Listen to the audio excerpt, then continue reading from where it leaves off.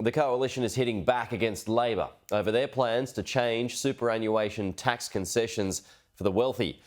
In a speech to the super industry, Shadow Treasurer Angus Taylor will today argue Labor has, quote, no mandate to tax and spend Australia's retirement savings, and that Labor has abandoned the foundational principles of superannuation.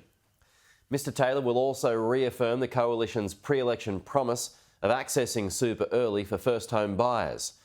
Meanwhile, the Treasurer has hinted at a $3 million super cap in the May budget, while assuring that most savers will not see a change to concessional tax rates.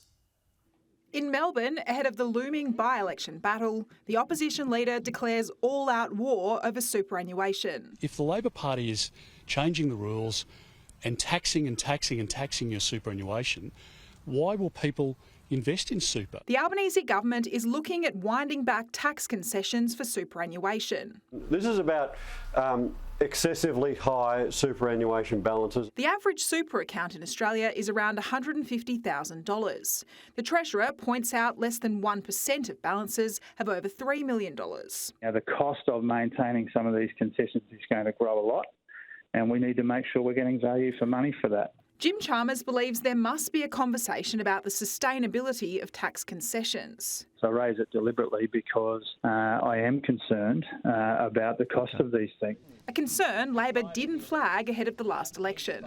We have no intention of making any super changes. Australians shouldn't expect major changes to superannuation. With no policy locked in, the Prime Minister says that promise hasn't been broken. We said during the election campaign that we did not intend to make big changes to superannuation, and we don't. The Treasurer argues it would be a tweak, similar to changes made by the Coalition in 2017. I mean, I don't think people considered it to be a major change last time there were tweaks of that nature. Tweaks, but you're talking about taxing at a different level, the income on superannuation, and that's not a major change. I wouldn't have thought so, Neil. Depends how you do it. The changes that they're proposing to superannuation, I think, are going to be detrimental to people's retirement. Major change or not, the Albanese government risks reigniting an old war over superannuation policy.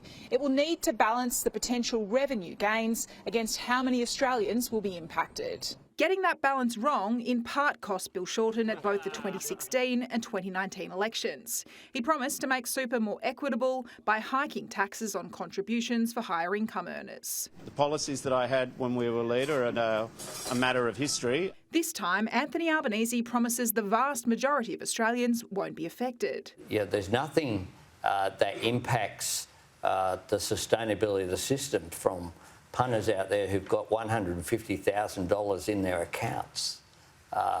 That's not an issue at all. Trudy McIntosh, Sky News, Canberra.